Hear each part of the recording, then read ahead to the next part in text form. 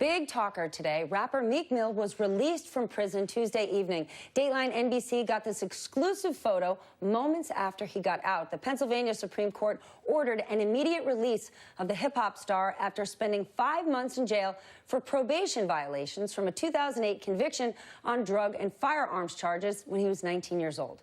The probation violations: popping a wheelie and a scuffle at a Missouri airport. Both charges were dismissed, but he was still found in violation of probation, and for those violations, Meek Mill was sentenced to 4 years behind bars. Last week, the Philadelphia District Attorney's Office said charges from that 2008 conviction should be vacated over questions of credibility surrounding the arresting officer. Meek has received a wave of high-profile endorsements, including hip-hop moguls JayZ and T.I., New England Patriots owner Bob Kraft, and owner of the Philadelphia 76ers, Michael Rubin, and comedian Kevin Hart. Hart was one of the first people to see the hip-hop star after his release, and the home of the 76ers was one of Meek's first stops last night, where he rang the bell to kick off Game 5 of the playoffs. Jason Johnson, David Jolly back with me, and Scott O'Neill, the CEO of the 76ers. Scott, first of all, the 76ers don't normally have big winning runs like this,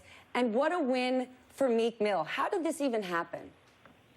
Sure. Well, first off, we're the third winningest NBA franchise of all time, but we have been on a bit of a tough slide.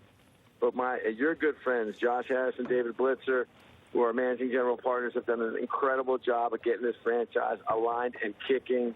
We are on full cylinders, 4-1 victory over the Heat in the first round of the playoffs, and we are swimming towards more. So we're very excited. It's been a magical, magical run. But I think the start of incredible things to come. Well, last night was magical for a different reason. Having Meek there, a favorite son of the Philadelphia 76ers and Philadelphia, to ring the bell, which is kind of a ceremonial big thing we do before games. Kevin Hart rang it in Game 2. Doug Peterson, the Super Bowl winning coach of the Philadelphia Eagles, rang it in Game 1. So very fitting that Meek would come and ring the bell, and the crowd went absolutely ballistic. So a lot of fun for us tonight. You mentioned Michael Rubin, one of our partners, was kind of a driving force along with JayZ in helping with his exoneration. So it was a great night and a great celebration. But what made you guys decide to do this? You know, Michael's a good friend of Meek's, and he's a part of the family. He's part of the Sixers family. He's been a fan for a long time. He's been to several games. And you know, we thought that it was a really tough situation he found in. I don't think there are many situations in the country where you're on probation for 10 straight years. So fortunately, he's rightfully out and free, and we thought he's such an incredible force for this city and these fans. We thought it a great moment for us and for him. Well, Philadelphia, I mean, the Eagles won. There he is in front. He's right next to Josh Harris. There you are in that picture, Kevin Hart. What a night, and you can see Meek. Jason, Meek plans to fight to overturn his conviction. How do you think this is all going to go down?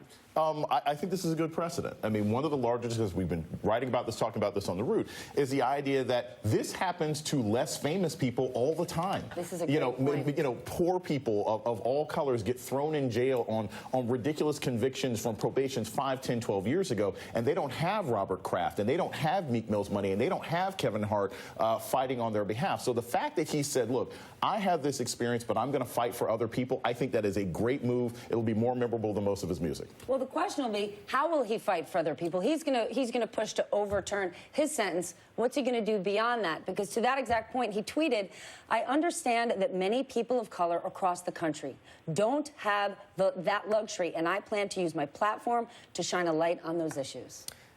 Criminal justice reform is long overdue. We know the racial disparity, and if one party or the other refuses to recognize it, then they're putting their head in the sand. I think the opportunity and my worry, the scourge is really across the 50 states, where you see particularly people incarcerated based on mandatory minimum sentences for small crimes, small possession crimes. And those can't be revisited because of the way the law works. That is where we need leadership in the states to say, this is wrong, we need to remedy it, we need to address cases like we saw with Meek. Remember, Jared Kushner had said on the campaign trail to a number of people who were involved in criminal justice reform in New York, he was going to make this a core focus when and if the president won. He had experience because his father, of course, was incarcerated, but we have not yet seen much happen. I want to share NBC's Lester Holt spoke to Meek on the phone just a couple of weeks ago. Listen. It was always a thought in the back of my mind that 10 years of probation would bring me back to prison. And JayZ says, quote, "What's happening to Meek Mill is just one example of how our criminal justice system entraps and harasses hundreds of thousands of black people every day." What's got to happen in the justice system? Well, first off, you have to have real laws in place that are enforced equally, that are enforced consistently. And then when we discover that those laws have not been enforced consistently, there has to be a way to remedy and make those people whole. Just last week, we're all talking about Starbucks. And one of the things that I've mentioned, right, those two gentlemen got arrested. They still have arrest records. Even if Starbucks gives them tons of money, they have arrest records that have to be expunged. Wow. And until they get that expunged, think about it, you're a real estate agent. Every job you apply for, every loan, it's going to say you have an arrest conviction, even if it was thrown out. So we need to not only make sure that the laws are applied equally, but that the people who are unfairly convicted, the people who are thrown into jail maliciously or malicious prosecution like Meek Mill, they can be made whole afterwards. And him making this a fight is going to make more people in that city and the state aware. Okay, I don't want to pour rain on this. This is inspiring. It is good news. Last night was a beautiful ceremony. But Meek Mill said, when it's time to vote for governors, judges, or DAs, vote. We're being affected by it. His statement is right. Yeah. But remember what's happening. President Trump is putting a record number of federal judges into those positions, most coming directly from the Federalist Society, under 40 white male judges. So we can celebrate this all we want. Those judges are going to be in place forever. You can't overlook the politics on this. And the fact is, Republicans have stood in the way of legitimate criminal justice reform. They've looked the other way as we have seen numbers on racial disparity. And frankly, it is one of the reasons that they have only won one of the last 7 popular votes in presidential elections, because they are leaving constituencies behind. It's shameful, but you can't overlook the politics of it. The first step, it's your local prosecutors. They got a new local prosecutor in Philadelphia who has really pushed forward for some advances in criminal justice reform. We see the same thing in Florida. We see it in Cleveland. It can happen. It's got to start locally before you can do anything federally. All right, gentlemen, thank you. And Scott, congratulations. What a win. It was just a couple years ago. The best thing the 76ers had was that T-shirt cannon, but now you've got a winning team. Steph, bring the family down. We got Boston, Milwaukee next round. We'd love to have you. All right, thanks for joining us. And there will be much more on Meek Mill tonight on NBC Nightly News with Lester Holt and upcoming Dateline NBC. Coming up, despite threats from President Trump himself, over 100 Central American migrants fleeing violence in